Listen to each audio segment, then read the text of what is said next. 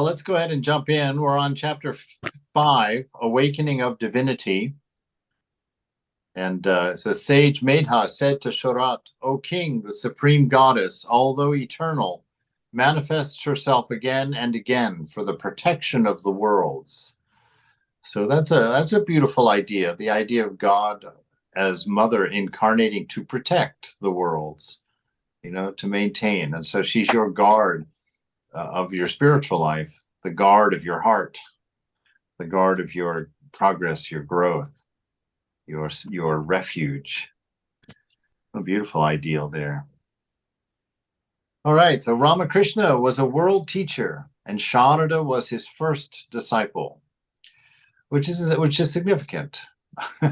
With that the avatar would come and manifest, and the very first thing is to grab on to the other, in a way, the other half of the incarnation, to unite with God as mother. So to bring in the feminine, and in Hinduism, that's a standard idea that every time God incarnates, he incarnates both as male and female, and so there's always a balance. And interesting enough, though, even in Ramakrishna, you can see both aspects, male and female. Greg, I don't know if Greg still has that photo around, but I remember when we were playing on the computer in the basement in the monastery in San Francisco, Greg cut the picture of the master in a perfect vertical half and then put the two rights together and the two lefts together. And literally, you had a picture of a man and a woman. It was clear as day that Ramakrishna's two halves matched up, a right with a right and a left with a left, is a picture of a man and a woman. It does not look like the same person. It's quite interesting to do. So in both Thakur, you have Thakur and Holy Mother, but then even within the person of Thakur, you seem to have both aspects, because he also took on the feminine nature quite a bit in a lot of his sadhanas. For 6 months, he dressed and acted as gopi to Krishna, and worshipped God in that form. And it's true, Elizabeth. If you read about his sadhana and the great master, you read how thorough that change was. He had physical changes to his body to manifest as a woman during that 6 months of sadhana. It was the same in his sadhana as Hanuman, when he lived in a tree and played in the lived like a monkey during his Ram sadhana. So I remember when I read it for the first time, my head was spinning. I was like, what in the world am I reading?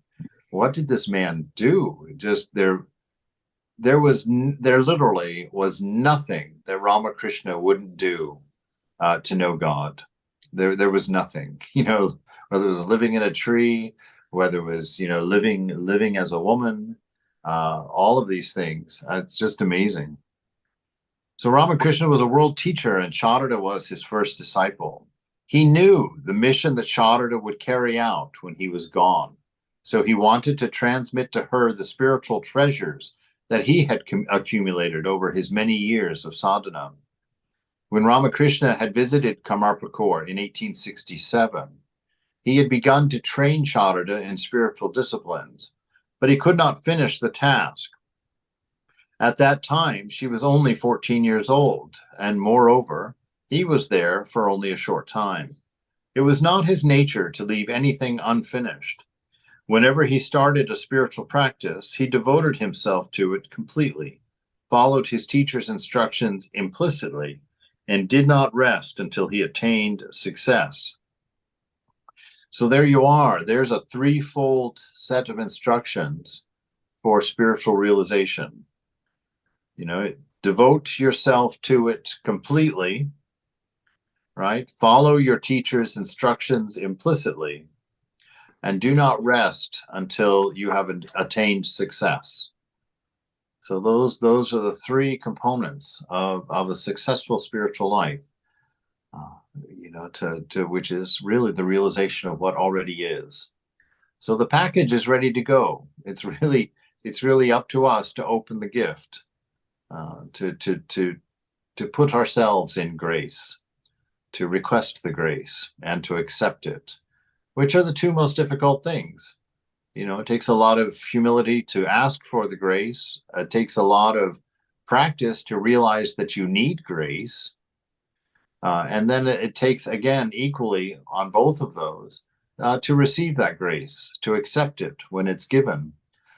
Which in the real sense, when we talk about these things, we're not talking about like just a mental receiving, like, oh yeah, I'd like to have some grace, or a mental asking. It's actually coming to a place in your sadhana where you realize you can't. You just can't. I'm not able to do this task. And that places us squarely, that humility is what is necessary for requesting that grace in a way where that activates love, the love in the heart, where you just go to the divine. You're like, I want this so much, and I just can't do it. And please be gracious to me. Please open this door for me. And then when Thakur arrives, to put aside all of the it's like trying to take a devotee's, if you're a swami, trying to clear the table and take a devotee's dirty plate. It's like most of them will not let you have that plate. You have to wrestle it out of their hands. And I think sometimes when God comes to us to give that grace, our ego clutches onto that plate. We're like, no, I don't bother. I don't want to bother. I don't want to, it's like, I can do it. It's all right. And as for whatever reasons that happens, it's still a lack of surrender, and so that's the real need for this grace. So in 1872, Sharada was a mature woman of 18 years. So Ramakrishna resumed her training. He also wanted to test himself. He remembered his guru Totapuri's statement, "He alone is firmly established in the knowledge of Brahman, who can keep intact his renunciation, his detachment, his discrimination, and self-awareness, even while living with his wife. He alone has attained supreme illumination, who can always look upon men and women alike as the Atman and deal with them accordingly." And we see that that part of their relationship. You do get glimpses into it. He shares some rather intimate details about it. And looking at Sharada, with her, being fully a woman, even though she was an avatar and a knower of the divine, she had that longing for a family, that longing for children.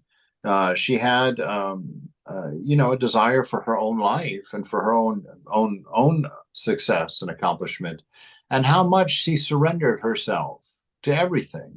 One, to be taught by Ramakrishna and raised by Ramakrishna, as he gave her all of the spiritual stuff that he had acquired through his teachers, multiple teachers, some of whom were women, which is quite unique in the play. And that he took all of those teachings and deposited them in the care of Sri Sharada, because he knew that, like he said earlier, that she was the one that really was responsible for the founding years of the order. She was the one that made decisions. She was the one that gave her permissions and approvals. And she met with all of those young disciples in the beginnings, to kind of form and support and give guidance in the beginning of the forming of the Ramakrishna order and raising people up. And so she had a huge responsibility in that. And in the marriage, just her absolute surrender to Sri Ramakrishna. She was sad at one point, as we all know the story, that she didn't have any children. And of course, she spoke about it very, very modestly. But Ramakrishna said, "Don't worry, I'm going to give you more children than you can count." And that's, I always loved that promise to her, because that promise to her was that he was going to give her me and give her you. That each one of us is a fulfillment of that promise to God as mother, that we are her children. We are the product of the marriage of Ramakrishna and the Divine Mother. So we are kith and kin to Thakur and Sri Sharada, mom and dad, as it were. And that we have that double protection, the protection of Thakur and all of his renunciation, and the protection of Ma, in the fact that she came for our protection, that she incarnated to protect our spiritual life and to make sure that we are raised safely and lovingly.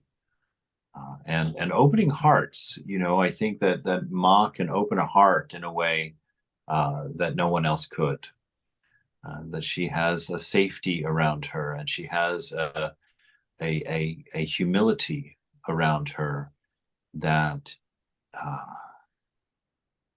is unmistakable.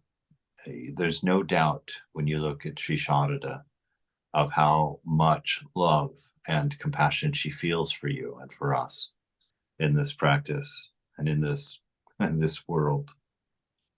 So she really took that to heart, and she became the mother of all, and never turned anybody away, and was always available, always available. So we see that their marriage, was part of their sadhana. I think that Thakur married, as an incarnation, it's quite. No, I guess it's not that unusual. Buddha was married, wasn't he? And did Krishna marry? And Rama, did they actually marry? I think so. Anyway, I'm not deeply knowledgeable in that, but it just demonstrates to us that marriage is not unspiritual. It's not a compromise. It's not like, okay, here's your participation trophy. It's marriage is part of a path. And if both partners are spiritually oriented, it can be a real benefit. And even if they're not, actually, even if they're not dealing with them not being, both partners having a love of God or a desire for spiritual life, for the spiritual seeker who has to deal with that, can be an advantage that's not easily recognized, an advantage that would look utterly not advantageous. And yet in the end, I think, looking back and to realize that you endured that you found your niches in all of the cracks to make space for your love of God, for your love of God and for your desire for truth. I think that God gives double points. Gives double points for that effort, because he knows the difficulty of that. He knows the challenge of that. And it's not too unlike what he's talking about here, of just actually, Thakur being married. There's a huge temptation in that to just fall into the world.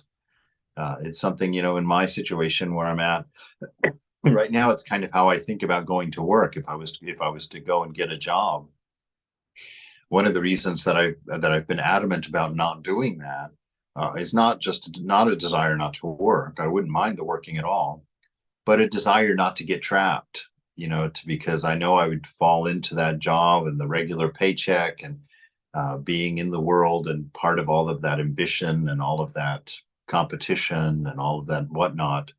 Just little by little, we get tricked into things by our own ego, by our own mind.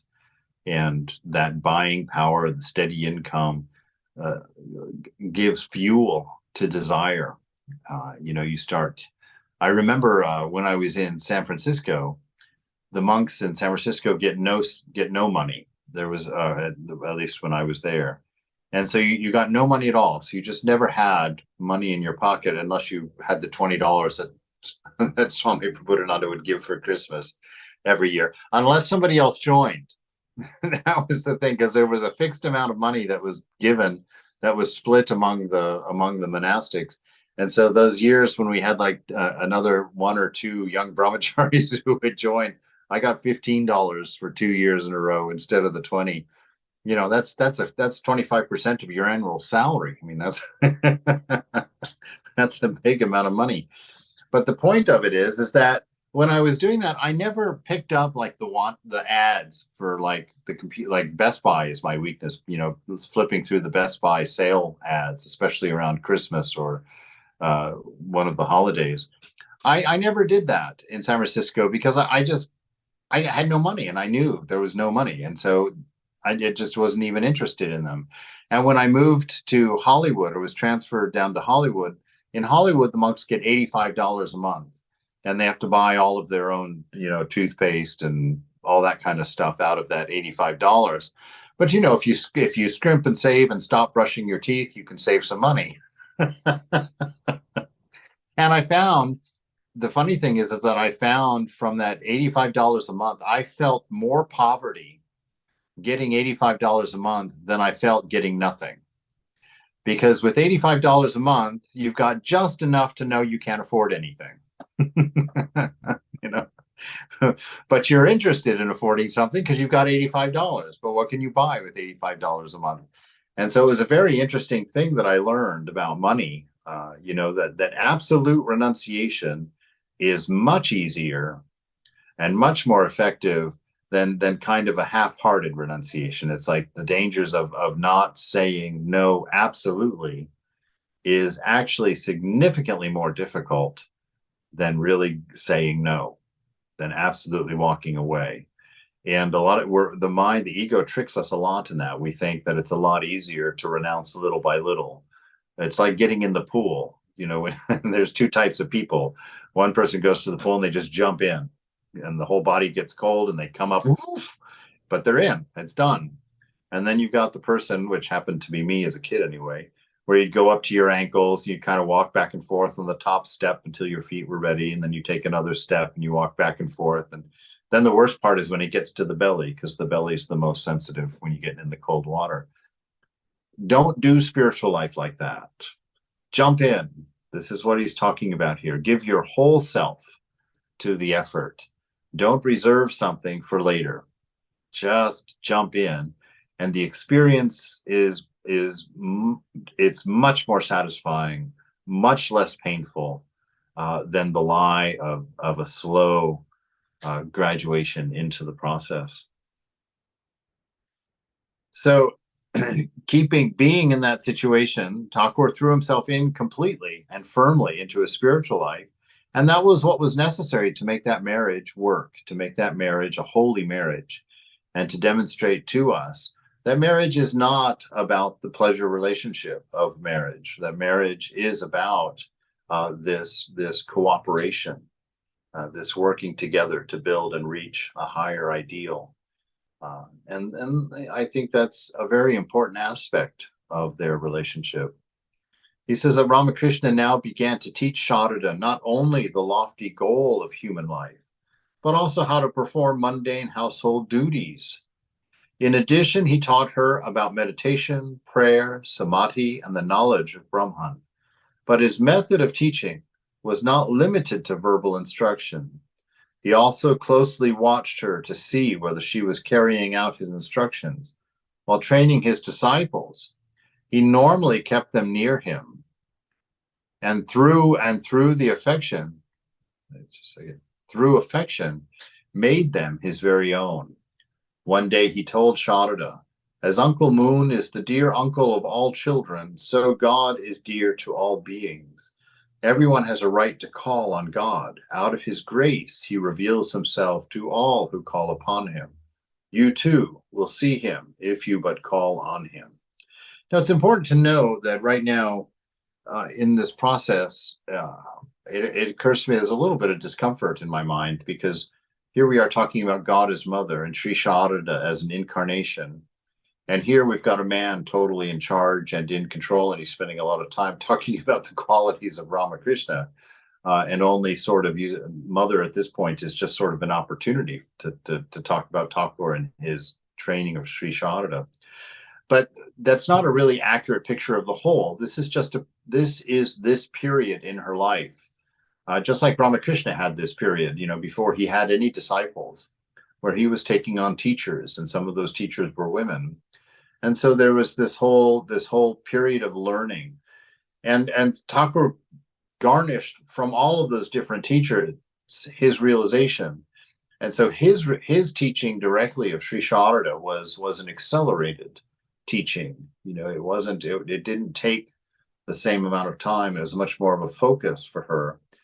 And the fact that she could absorb all of that. I mean, look at the changes that she was going through at that period in her life. She was growing up, you know, she was going through puberty during that period, making all of those adjustments, dealing with him and the rumors about him as a crazy man, and the shame of you know, the women making fun of her and gossiping behind her back.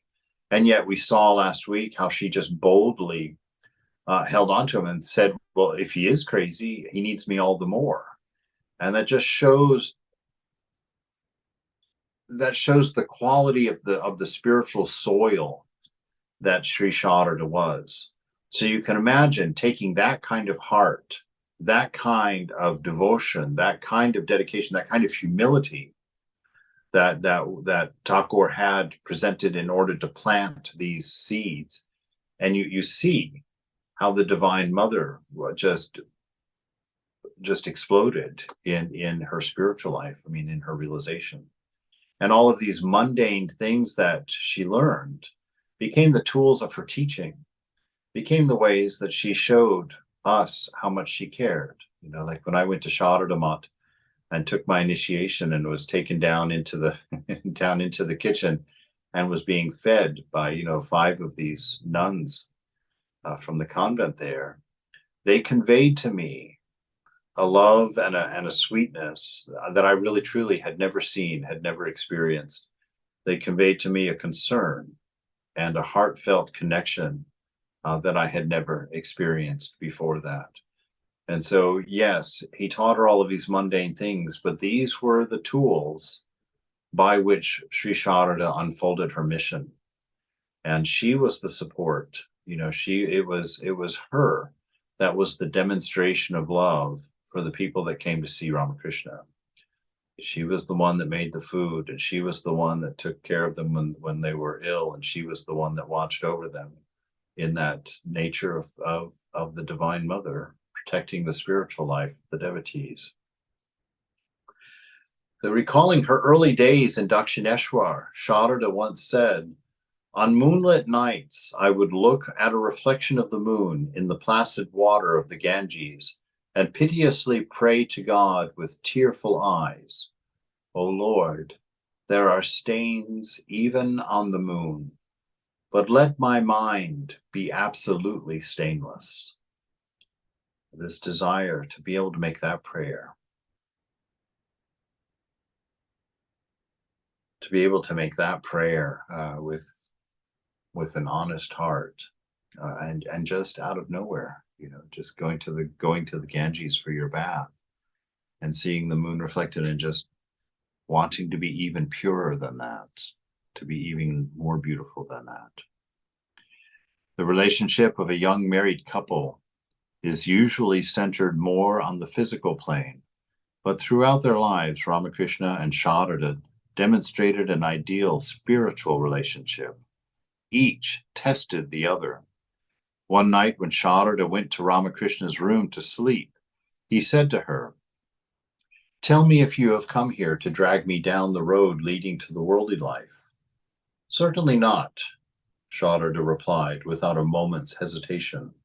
Why should I drag you into the world? I'm here to help you realize your spiritual ideal. You see a certain amount of authority in that. Even though she has been presented to us as the student and as the learner in this situation, taking the instruction from Thakur, her inner knowledge of herself was that, no, I am here to help you reach your spiritual ideal. That she didn't take a demure role of just pure submission. But in that submission, she knew that she had a mission, and that mission was to not just bring Thakur to his highest ideal, but after Thakur was gone, to help each of us reach our highest ideal. You know, that she was there for us.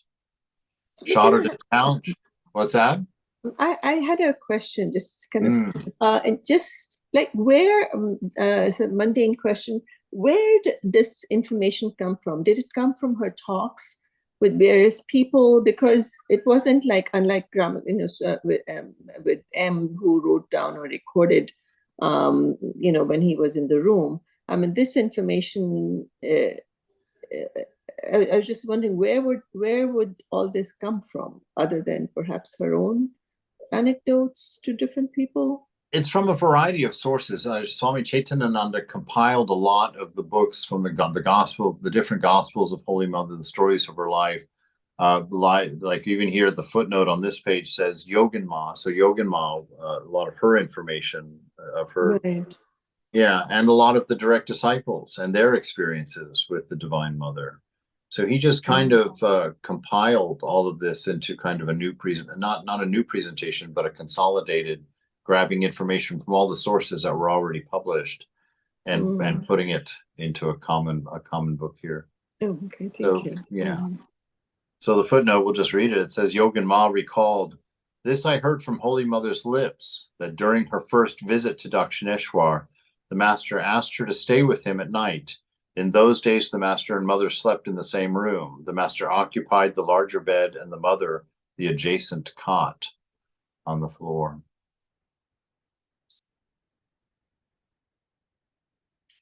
Sharada challenged Ramakrishna as well. One day she asked him as she was massaging his feet, "How do you regard me?"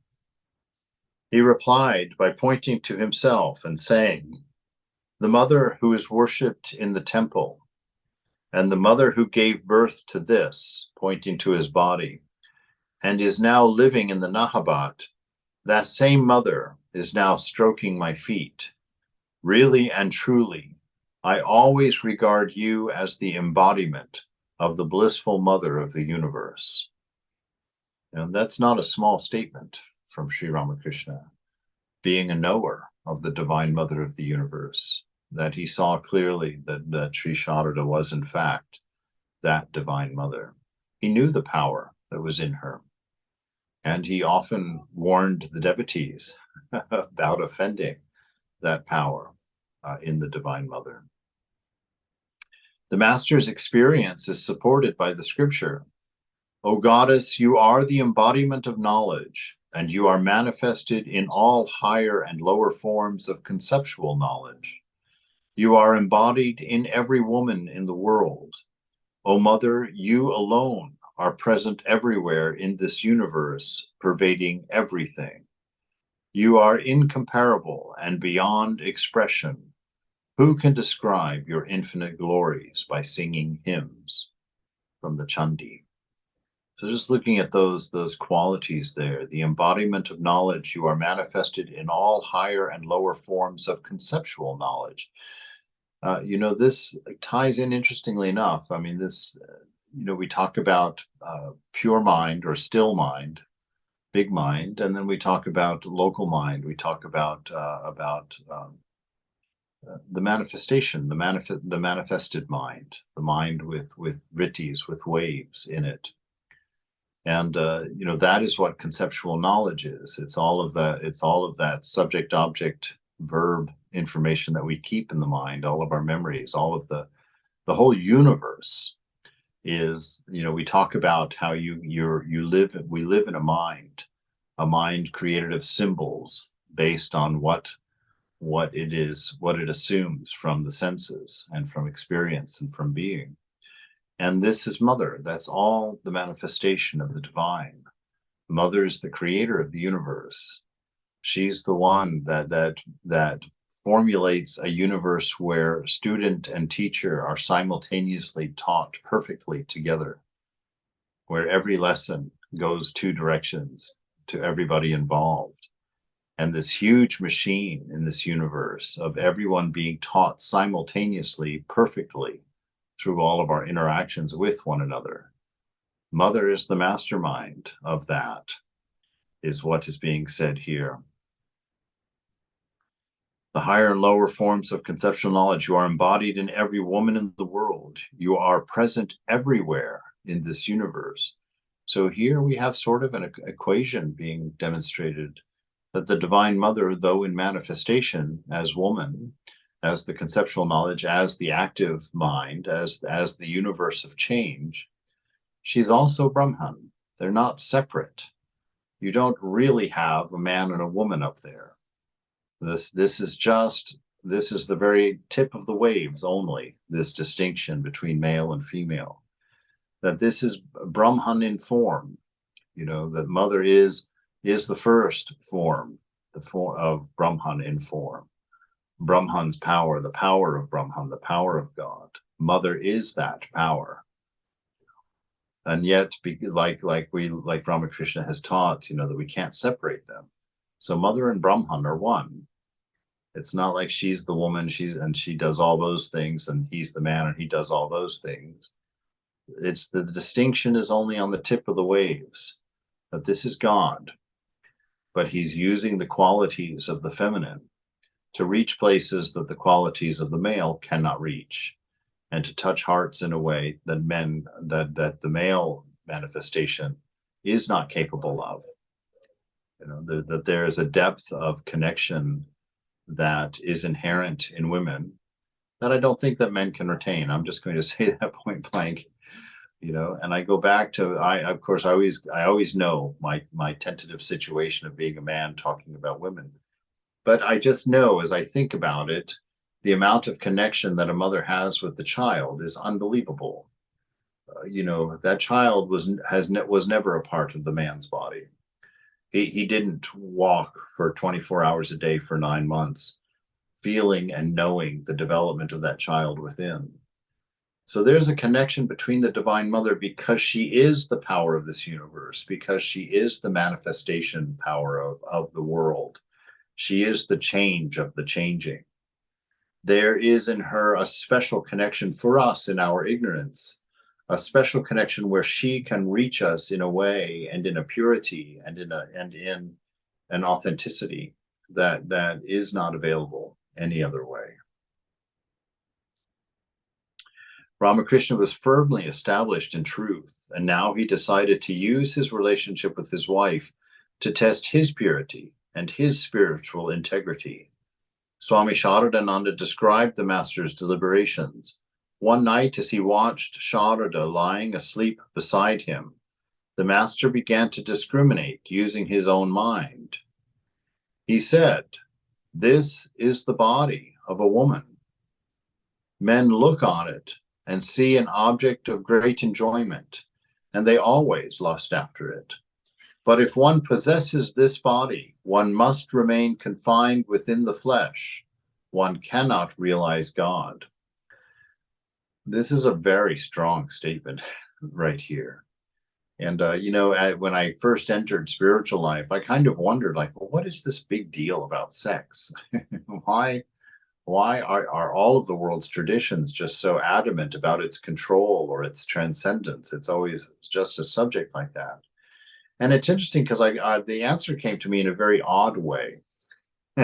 I'll share it with you, just because I have no dignity to protect at this point in my life. But I was out for a walk in Olima, and there was this massive bull out in the pasture, and it was there, and I was kind of, this just shows you, just my mind goes some weird places. But I was just looking at it, I was like, a bull never gets dressed, never puts clothes on. It has no issues with modesty. It's not thinking about it at all. And I began wondering why. It's interesting that I have never, why is it that we're never, this is edgy, I guess. It's getting more edgy as I talk about it, but follow me here, because it comes out another end at a higher thought. But I just started pondering the fact, what is sexual attraction? Why is it that I've never felt any kind of attraction toward a non-human? Why is that? And I realized that sexuality has everything to do with identity, which is attachment. That in order in engaging in the pleasures of sex, it requires an absolute abandonment of self as soul, in a sense, and a complete identity with not only your own body, but the body of the other as well. And that this pleasure seeking roots us firmly in the physical, in the world of change, and holds us there, and then rewards us in a way for being there. And it's kind of demonstrated in the pleasures of those things are so short-lived, such a might, you just get a flash, after all of the efforts and whatnot involved in making all of that happen. And that little momentary thing is that which binds us in this world. And that's actually a metaphor for all of it. That in this world, we're seeking to manifest our infinite nature in a finite medium, and it can't happen. And we get tastes of that ecstasy. We get tastes of samadhi. We get tastes of the presence of God. We don't know that's what it is, but all pleasure in the world is just a microscopic dose of the bliss of God. And see how that entangles us. See how that captures us, this tiny little micro bit of pleasure, how it has completely captured our mind and our desires.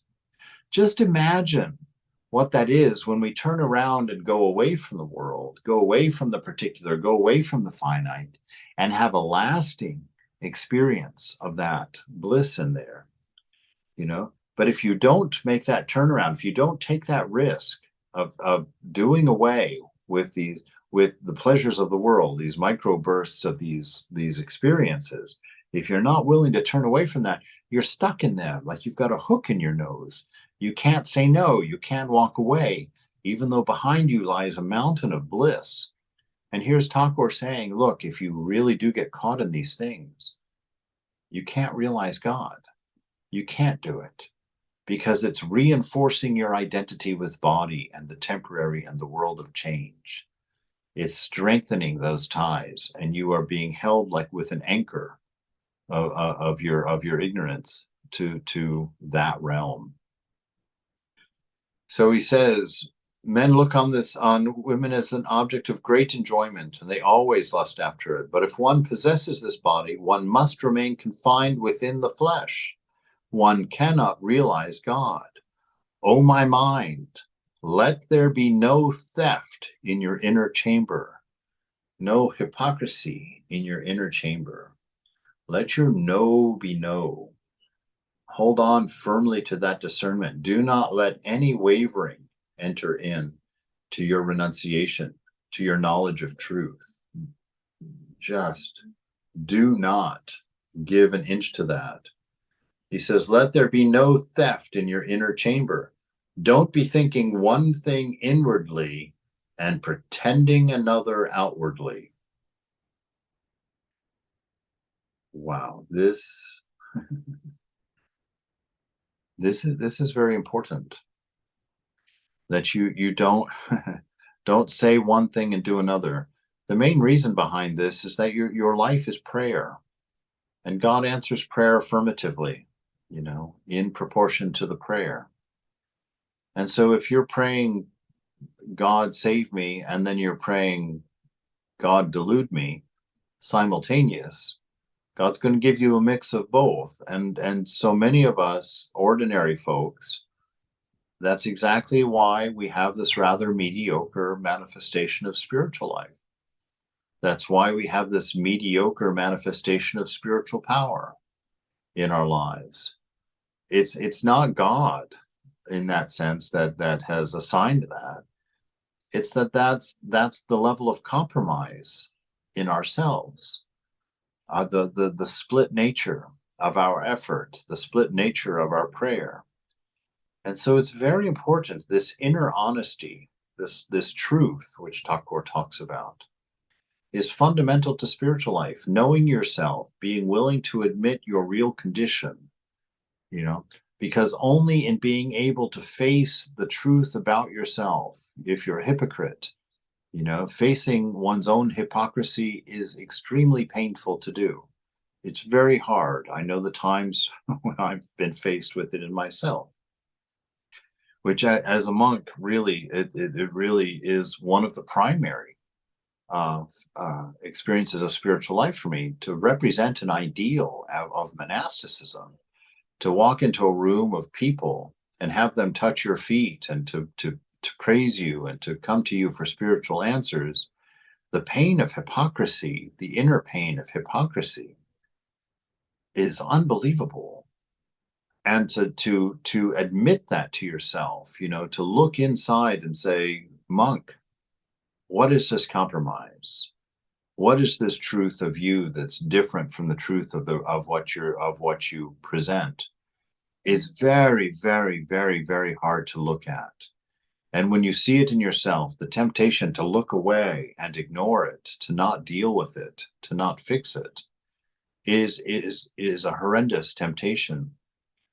And so we have to go inward, and by looking at it, by putting our gaze on it and not looking away in shame, not ignoring it, not pretending it's not there, not making excuses for it, but to acknowledge the hard reality of it, is the only way that it gets fixed. It's the only way, because, right, it's that awareness alone that changes us, that brings us to transcendence.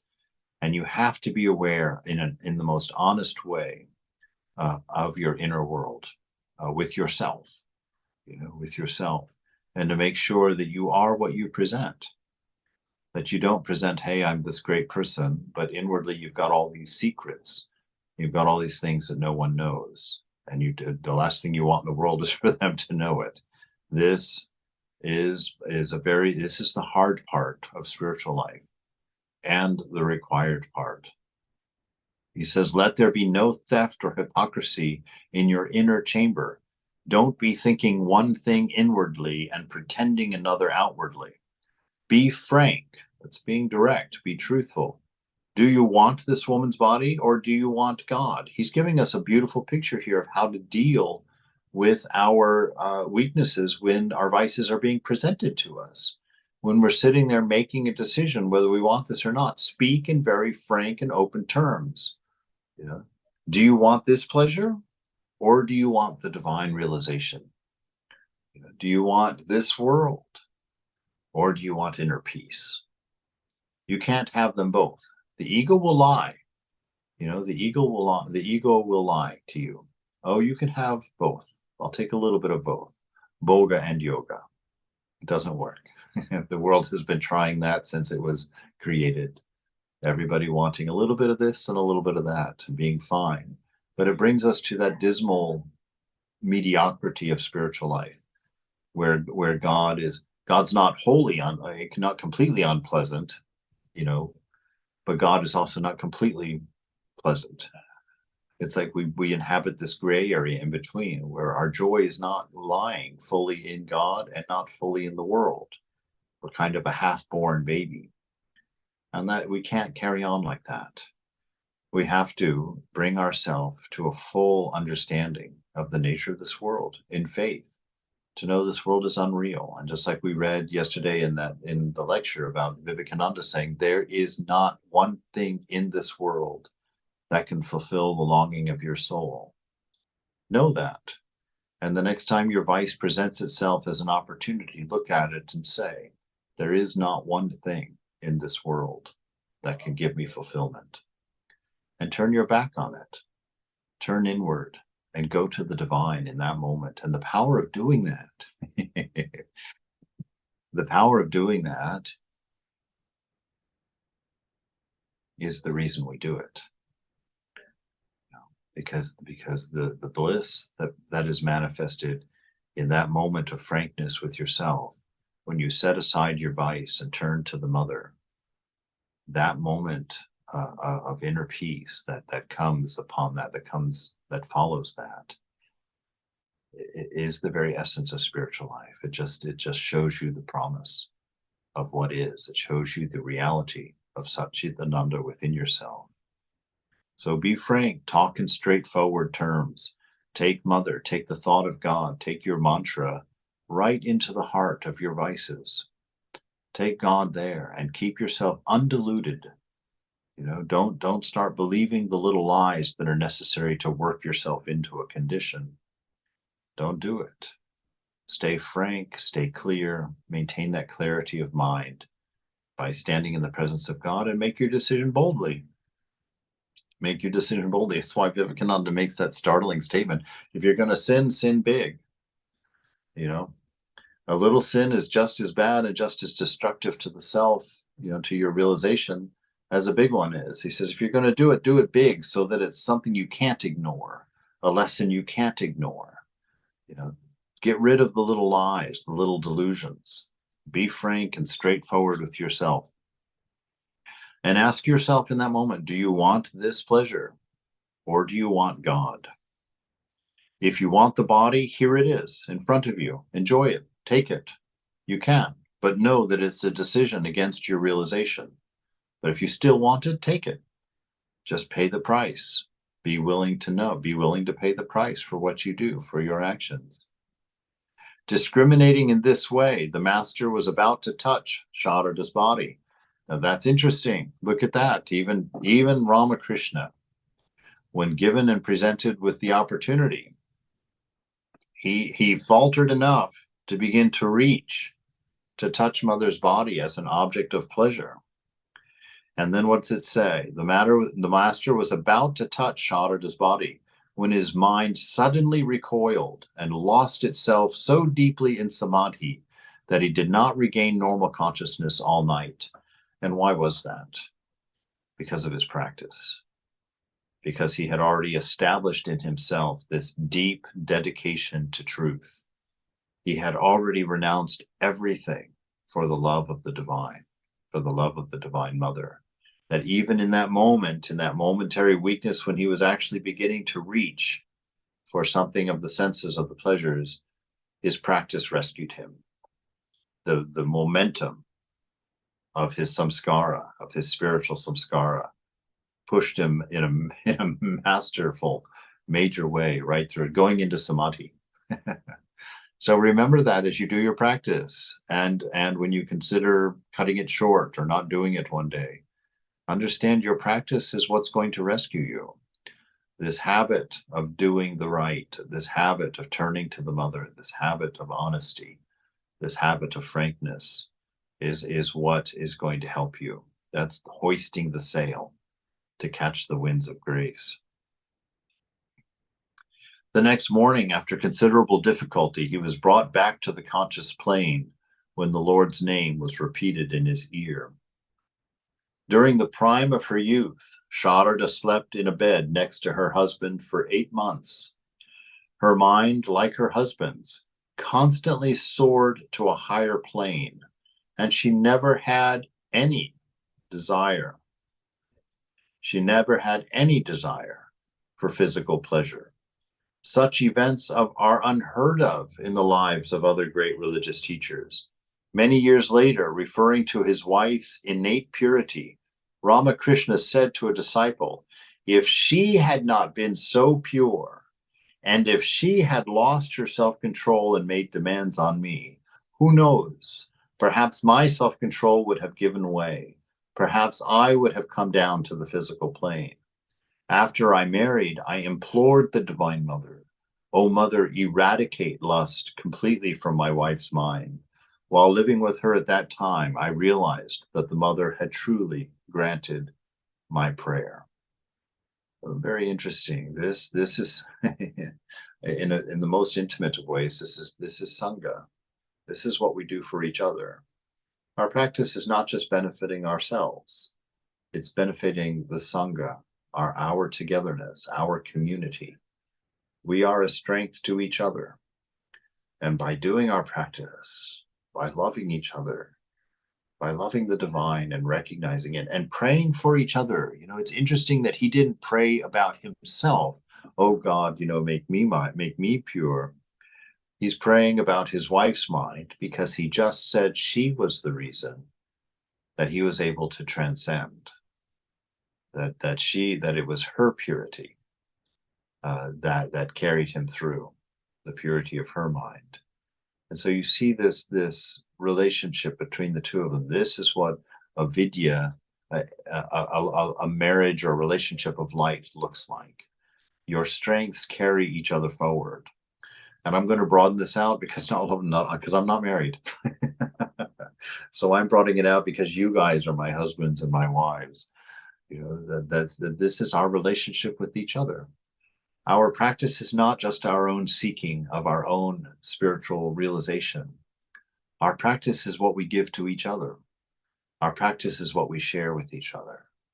And we do our very best, not for our own enlightenment, but as a strength to each other as a whole, as a unit, as a group of a spiritual sangha moving forward together toward the divine. And so you have a gift to give to me, to each other.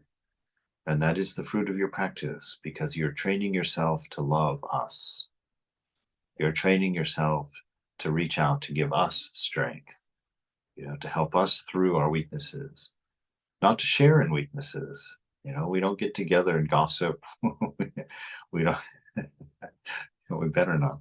We don't get together and tear each other down. We don't talk about each other's faults. We don't highlight each other's faults because we've practiced not to, because we've entered into this spiritual life to be a source of strength for light in the world, for the best in the world, of the world, to help us be the purest manifestation of our divine love possible.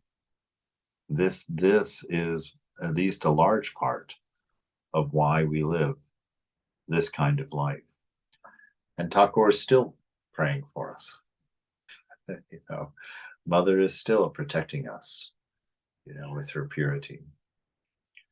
And so this we can see so much if we abstract the idea of the relationship between Thakur and Ma, and understand that this is the relationship between us all, and that this is our dedication and devotion to each other as brothers and sisters in our quest, in our spiritual quest, all of us being in the same boat, all of us struggling, all of us wondering and pushing against the unlikeliness of our realization, to encourage and convince each other when we're down and when we're not sure it could happen, to take refuge, right? We take refuge in the Sangha, like the Buddha teaches.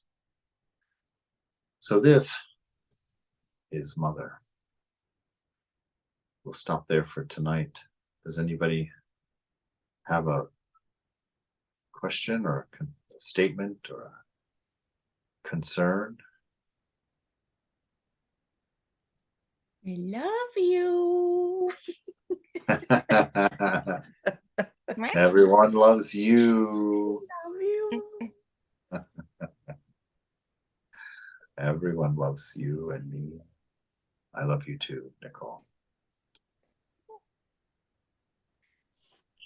That was a very powerful reading. I really liked that that last incident, like the reaching. It's very Yeah, relatable.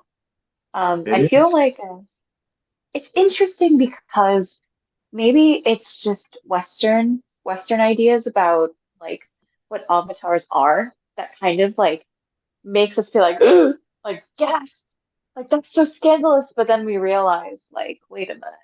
Like Holy Mother has lots of quotes about how once an avatar takes on a human body, they also experience suffering, grief, the same way, ordinary people do.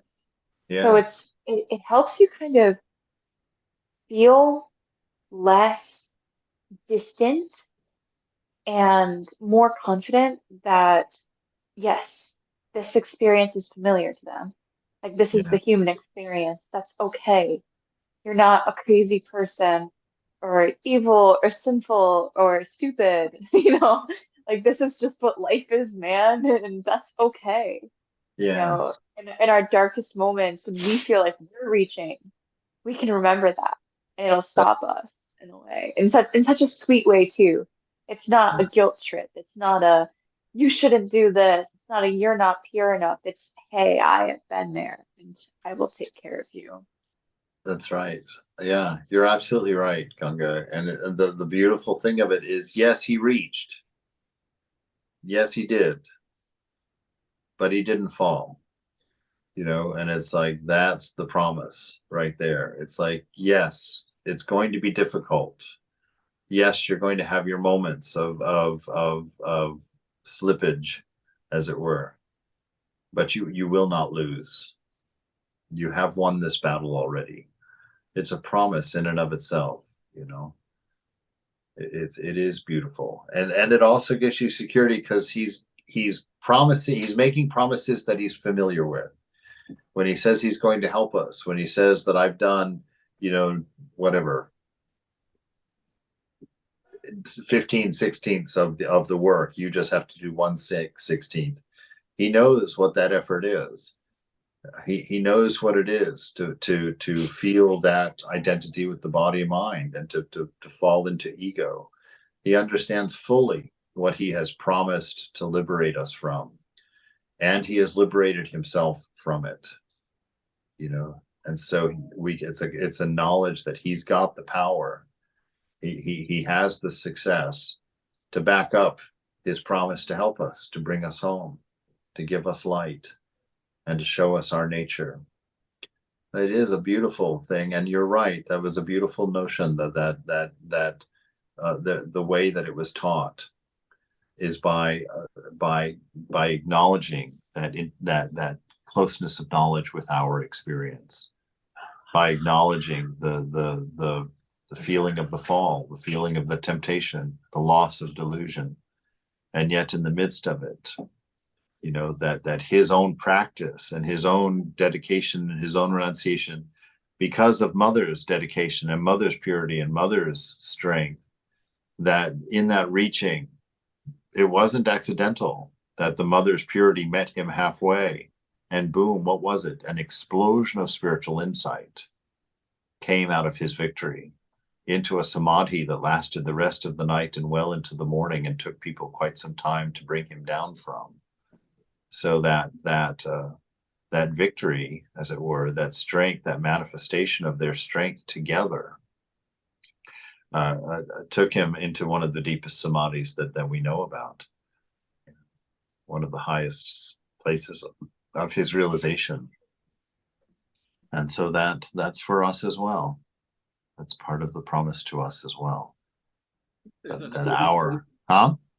I think there's another aspect of spiritual life too, in that somehow we have the expectation that it's a continuous climb of improvement, but actually I think it was Swami Abhedananda, one of the direct disciples, was saying it's like climbing the Himalayas. You climb one ridge and then you're coming down multiple thousands of feet and then climbing the next ridge. And yeah, you can draw a line through all those ups and downs, and it's a gradual growth. But you know, to expect that we're not going to have struggles and dark nights and all that is, and even falls, yeah. No, that's right. You know, Prabhupada shared something with me like that, because I told him at one point specifically about this thing, is that I felt like I was just going in circles. You know, I felt like, I told him at lunch one day, I was like, Maharaj, you know, I said, I just feel like my life is a circle. It's like I read, I get very inspired, and I start that upward climb, and I'm doing really well, and I do really well, and I do really well, and I do really well, and then boom, I'm right back down to the bottom again, you know, in that state. And he said something beautiful to me. He said, yes, it does seem that way. He said, from your perspective, because you're looking at it like this. But he said, from God's perspective, he sees it like this. Yeah. And he says you're not actually making a circle, but that you're making the spiral of a spring. And each time you hit the bottom, you're just a little bit more farther along the path than you were before. And he says, even though from your perspective, it's a circle of just up and down and up and down, he said, from the real perspective of the divine, it's always a moving forward. You never lose ground in spiritual life. It's a promise from the divine. It's a great thing. That's right. Because it does appear to that. It appears like we get nowhere, you know, like what's going on. Beautiful. All right. Very good. Seeing your house there, Greg, makes me homesick. Already, just 2 days, 3 days into it. I'm like, oh, where's my quiet Lafayette?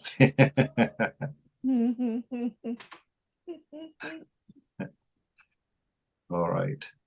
Very good. Well, everybody, let us know if you're going to Mhm. come to the retreat, September 29th to October 2nd. And Maybe I've I'll gotten see some of you. I've gotten some emails, but keep it on your mind, and start praying for it now, and start investing in it in your inner self now, so that we have a wonderful time together. Build a sangha of great strength.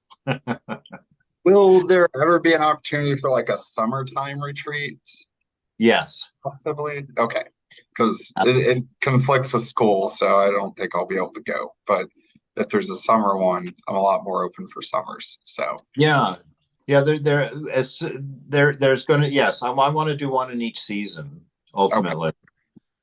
And then I also want them eventually to move other places, so that not everybody's always going to have to travel to Colorado. Sometimes I'll have to travel to Texas or to somewhere, so that we can get close to everybody at some point.